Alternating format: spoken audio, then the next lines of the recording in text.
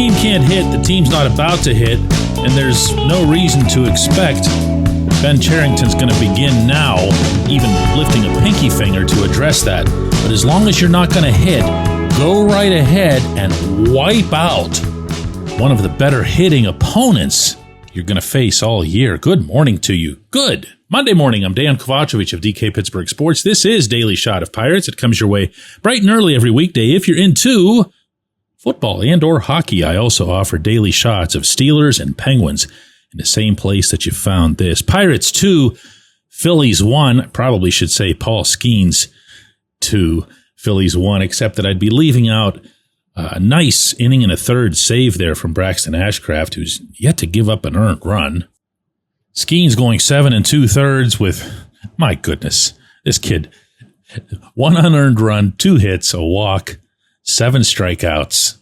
And yeah, all it takes when you get that kind of pitching and a whole lot of defense behind that pitching is a couple of runs to win a game, or to win the game the night before, which the Pirates also won 2-1. Before that, it was 5-4 for their first sweep of the season.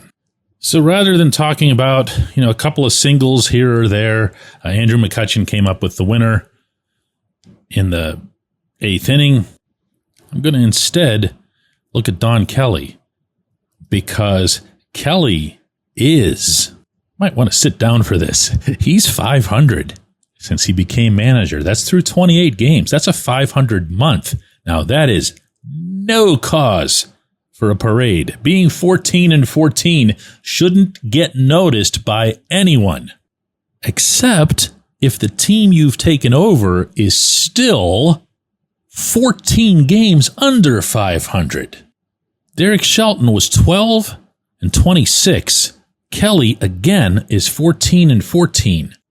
When Shelton was fired, the Pirates had a -57 run differential. Since then, they've got a -4 run differential. Again, hold the bleeping parade. Not at all what I'm suggesting here. The caliber of the opponents, for the most part, really hasn't changed that much. The Pirates have still had a fairly tough schedule in Kelly's 28 games, including a trip out west.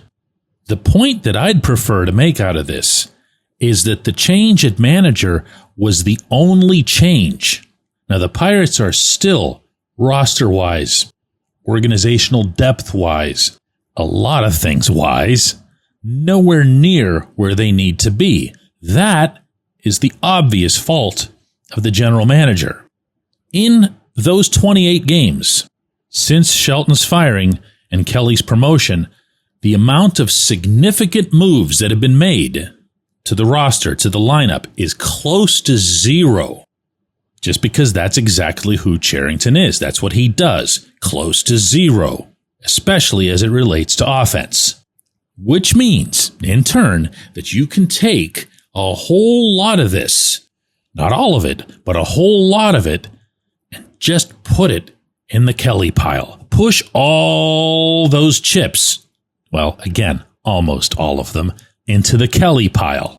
And this, my friends, is your best case scenario, that the Pirates become a better baseball team, a more competitive baseball team, a more caring and invested and conscientious and focused baseball team, in such a way that not only do they get results, but they also show plainly the impact that the managerial change has had. They still can't hit. They didn't hit well enough to win 2 of these 3 games that they won. But Kelly's doing just enough right things, pushing just enough right buttons that he's getting the result.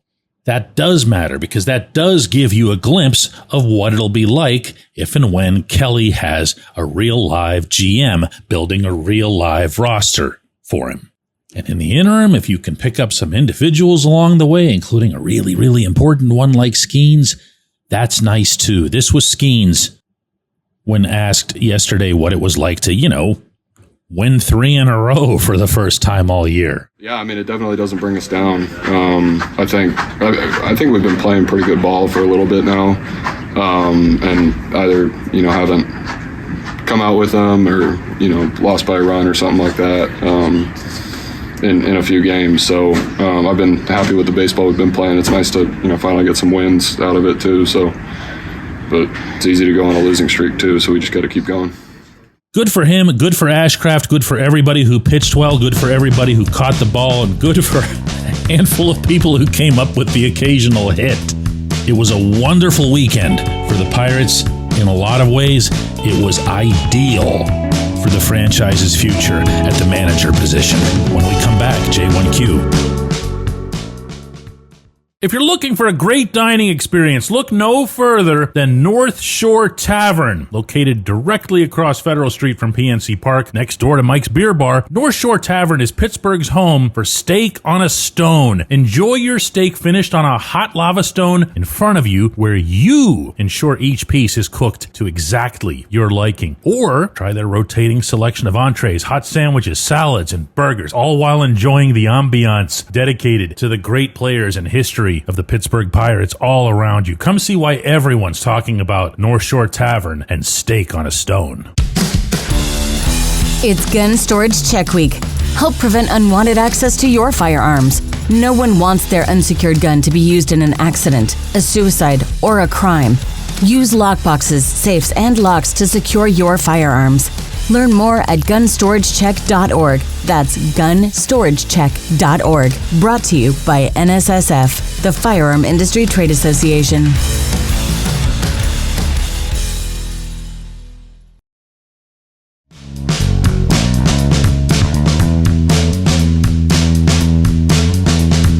Today's J1Q comes from Dell, who says, DK, if Bob Nutting doesn't want to pay the players, but he wants to build around Paul Skenes, would it not make sense to make an ownership group sell 48% of the team to Mario Lemieux, Ben Roethlisberger, Mark Cuban, Mario's former Penguins co-owner, whose name eludes me? That was Ron Burkle.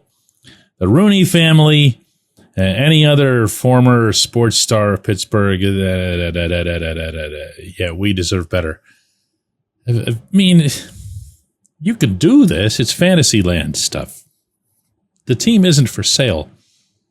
Nutting has spent lots of years, and by the way, lots of money, buying up shares from minority owners. Now, that does not mean that minority owners are required to sell, and some of them have, in fact, decided not to sell.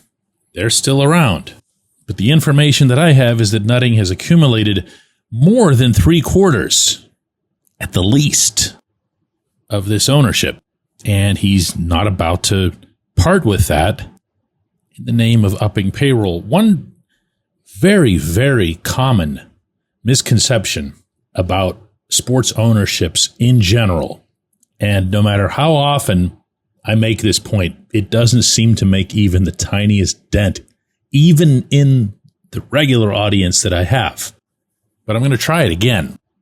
If you brought in a gazillion of these owners, and you did get to the 48% or whatever it is, and you brought in more money, it would still be money that is not operational.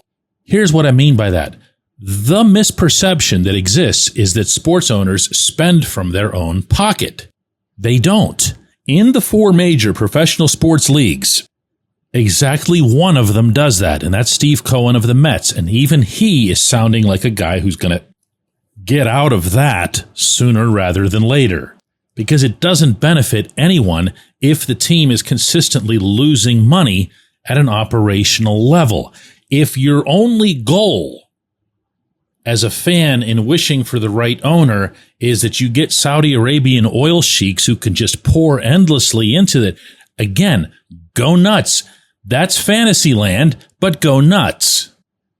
If you want to be realistic about how even a lot of these people on your list that you mentioned, how they conduct business, and then to just arbitrarily throw them into this pile of people who would just spend out of their own pocket for the greater good of the Pittsburgh Pirates, no, it does not happen.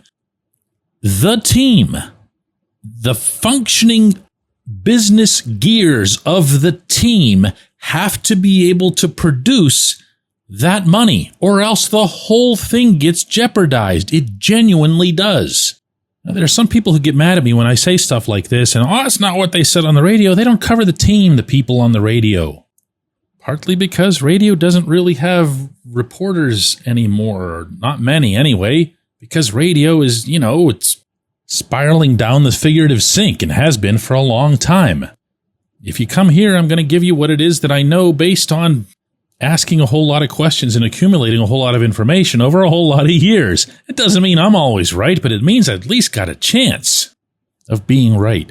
If you were to fulfill everyone's dream come true, and I'm going to end with this, of having Cuban come in and buy the Pirates, you'd be doing so, on the completely inaccurate premise that he would spend on payroll out of his own pocket.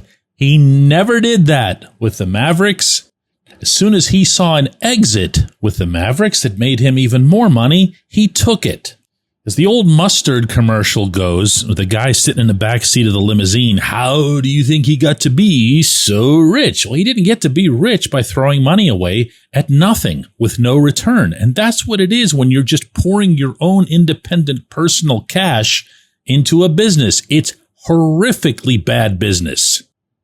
About 15 or so years ago, Cuban bought a building here in downtown Pittsburgh. It's one of the ones that you can see from PNC Park along Fort Duquesne Boulevard. Not particularly souped up or attractive. It's probably about 10, 12 stories high. It's known as the Easter Seals building because that was the last full occupant.